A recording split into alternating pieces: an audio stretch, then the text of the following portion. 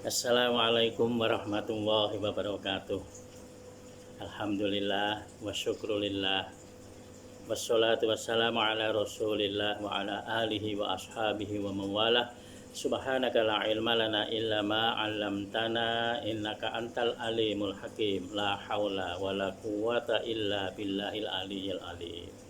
Muslimin dan muslimat, saudara dan saudari, dan siapapun yang melihat dan mendengarkan tadkirah pendek pada tengah hari ini. Alhamdulillah, hari ini adalah hari Kamis 9 hari bulan April 2020 bersamaan dengan 15 hari bulan Sya'ban 1441. Alhamdulillah,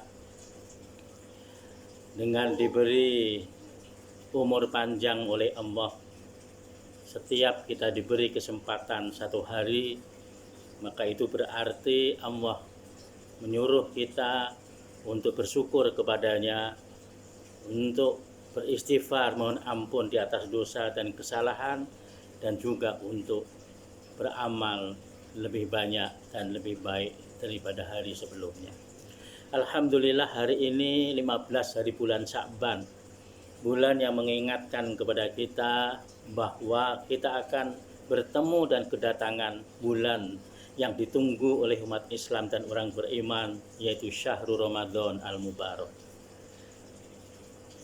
Berkenaan dengan nisfu Sya'ban, maksudnya adalah mengingatkan kepada kita sebagai peringatan bahwa kita akan kedatangan tamu besar, supaya kita bersiap sedia. Tanpa persiapan susah kita nak mendapatkan kejayaan. Saudara sekalian, kita tengok dalam kehidupan kita nak menghadapi ujian perlu ada persiapan. Kita nak interview perlu ada persiapan. Bahkan nak mengadakan majelis pertunangan, ada orang yang bersiap berbulan-bulan, bahkan bertahun. Ada juga yang nak persiapan perkawinan 2 tahun, 3 tahun. Sampailah belajar, sampailah belanja ke sana kemari. Ya, begitulah persiapan-persiapan yang dilakukan. Ada orang yang bersiap sedia ingin anak ingin lahir atau ingin memiliki anak yang pertama, maka dia bersiap sedia membeli apa-apa untuk persiapan bayi yang akan dilahirkan. Ada juga nenek dia yang akan memiliki cucu, dia sudah bersedia awal. Ternyata gembira juga punya cucu ini.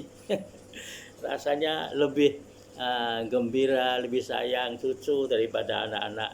Sekarang alhamdulillah saya pun diam-diam pun sudah punya 4 orang cucu. Rasa sudah tua ini, alhamdulillah, syukur kepada Allah. Maksud saya adalah kita ini mesti akan buat persiapan itu dalam kehidupan kita. Apalagi kalau kita ada tetamu yang nak datang. Misalnya ada orang nak datang ke Bintulu ini, menteri, perdana menteri, ketua menteri, apalagi agung nak datang, maka persiapan akan dilakukan agar dapat mencapai kepada kemenangan atau kejayaan, kecemerlangan, dan memberi kepuasan kepada semua pihak. Oleh karena itu kita nak puasa, kita perlu ada persiapan. Sebab itulah bertahun-tahun, saudara berapa kali sudah masuk bulan puasa? Ada yang mungkin sudah 10 tahun, ada yang 15 tahun, 20 tahun, tapi ternyata gagal selalu. Kenapa gagal? Sebab tidak memiliki persiapan, sebab tidak mempersiapkan. Sebab itu kita perlu bersiap. Hanya orang-orang yang betul-betul serius sajalah, yang betul-betul mempersiapkan dirilah yang beruntung. Sebab itu lulus saja banyak, tapi lulus yang cemerlang tidak banyak. Kita sah saja berpuasa, ramai orang yang mungkin betul puasanya, sah puasanya, tetapi puasa yang makbul, puasa yang diterima oleh Allah tidak banyak. Inilah yang menyebabkan kita tidak mendapat kemenangan yang hakiki. Lalu apa persiapan-persiapan kita? Yang pertama sekali saya nasihatkan untuk diri saya, untuk keluarga saya, dan semua. Ya, pertama sekali adalah kalau boleh tambahlah sholat sunat. Selain daripada 5 sholat fardu, tambah untuk persiapan nanti kita menjelang Ramadan, kita boleh menunaikan sholat tarawih. Yang kedua, baca Quran. Tiada hari tanpa baca Quran, terus baca Quran. Biarlah rekod yang tertulis itu setiap hari lebih banyak baca Quran daripada baca yang lain. Kalau tidak pun sama, ini kalah jauh. Quran sedikit, baca yang lain banyak. Nanti kalau sampai di akhirat baru kita tahu ternyata yang menolong kita, membantu kita berani berdepan. Nah, ketika berhadapan dengan Allah, Quran itulah. Ketika kita susah, ketika kita dalam keadaan kebingungan, ketika kita tak mampu jawab, tiba-tiba Quran datang sebagai teman dan sahabat kita. Dia yang mengatakan, ya Allah, si fulan ini sering membaca saya, si fulan ini sering matanya mengantuk menahan, tapi dia dalam menahannya itu semata-mata ingin membaca saya. Mulutnya, lisannya, hatinya selalulah ingin baca Quran. Jadi inilah peluang sebelum kepada Syahrul Ramadan, Syahrul Quran, kita berlatih dari sekarang. Yang kemudian berlatihlah juga kita untuk sedekah. Kalau boleh walaupun 1 ringgit tak penting, besar kecilnya, tapi istiqomah, dilakukan berterusan. Ada peluang bersedekah, ada peluang bersedekah.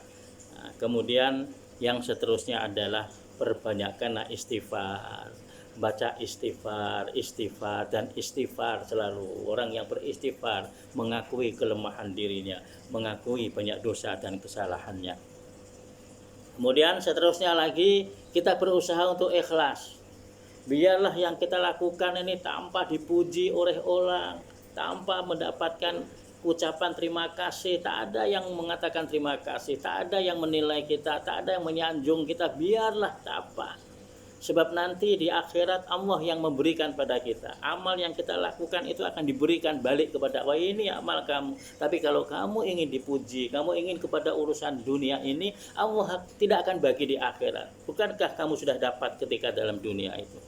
Nah, oleh karena itu berusaha ikhlas. Sebab nanti masuk dalam bulan Ramadan, betul-betul kita dapat ikhlas menunaikan ibadah Syahrul Ramadan itu. Seterusnya adalah berusahalah bercakap yang baik. Kan Nabi sudah ajarkan, kalau tidak dapat bercakap baik, lebih baik diam. Diam bukan berarti bodoh, diam bukan berarti tak tahu. Kadang-kadang orang yang diam itu lebih pandai daripada yang bercakap. Itulah ustadz-ustadz, guru-guru, banyak cakap, kadang-kadang yang diam itu lebih pandai. Cuma karena kita ustadz, kita ustazah, kita cikgu, mau tidak mau bercakap lah. Kalau kita diam macam mana nak sampaikan ilmu?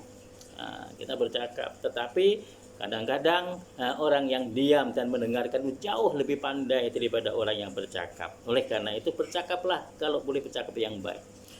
Melakukan kebaikan, sambung silaturahim. Kepada siapa kita berbuat baik?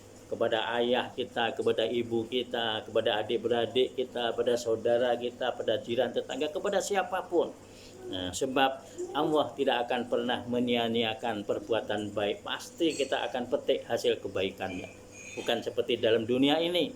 Di dunia ini kadang-kadang kita kecewa, buat baik hasilnya tidak baik. Tapi kalaulah kita buat baik karena Allah, di akhirat nanti siapa yang berbuat baik pasti akan memetik hasil kebaikannya. Tidak akan pernah Allah mengecewakan kepada hambanya. Mudah-mudahan Allah memberi kita sehat walafiat, istri, suami, anak-anak kita dan keluarga kita dalam keadaan sehat walafiat dalam menyambut bulan Ramadan, sehingga kita dapatlah dengan persiapan yang kita lakukan ini, mudah-mudahan Ramadan yang datang ini betul-betul dapat kita lakukan ibadah sebanyak-banyaknya. Sekian, terima kasih. Wassalamualaikum warahmatullahi wabarakatuh.